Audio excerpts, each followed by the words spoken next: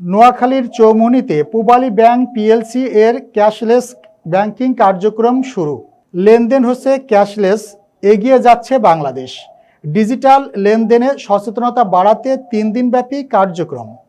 প্রতিনিধি শাহাবুদ্দিন জানান, নোয়াখালী প্রধান বাণিজ্য কেন্দ্র চৌমুহনী ক্যাশলেস ডিজিটাল বাংলাদেশ গড়ার লক্ষ্যে ক্যাশলেস ব্যাংকিং ক্যাম্পেইন শুরু করেছে পূবালী ব্যাংক পিএলসি। সোমবার দুপুরে একটি বর্ণাঢ্য র্যালি শেষে চৌমুহনী মোরশেদ আলম কমপ্লেক্স ব্যাংকের এজিএম ও চৌমুহনী শাখা ব্যবস্থাপক স্বপ্না দাস চৌধুরীর সভাপতিত্বে মতবিনিময় সভায় প্রধান অতিথি হিসেবে বক্তব্য রাখেন উপজেলা নির্বাহী কর্মকর্তা কায়েসুর রহমান। ক্যাম্পেইনের উদ্বোধন করেন পূবালী ব্যাংকের ডিজিএম সাইফুর রহমান।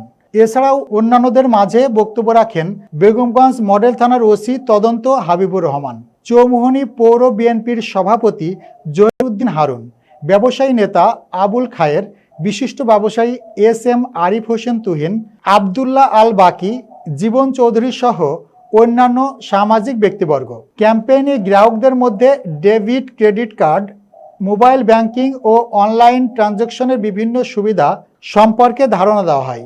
এছাড়া নগদবিহীন লেনদেনের নিরাপত্তা, সহজতা এবং সময় সাশ্রয়ের দিকগুলো তুলে ধরা হয়। পূবালী ব্যাংকের কর্মকর্তারা জানান, ক্যাশলেস ব্যাংকিং ব্যবস্থার মাধ্যমে গ্রাহকরা সহজেই কেনাকাটা, বিল পরিশোধ সহ বিভিন্ন আর্থিক লেনদেন করতে পারবেন।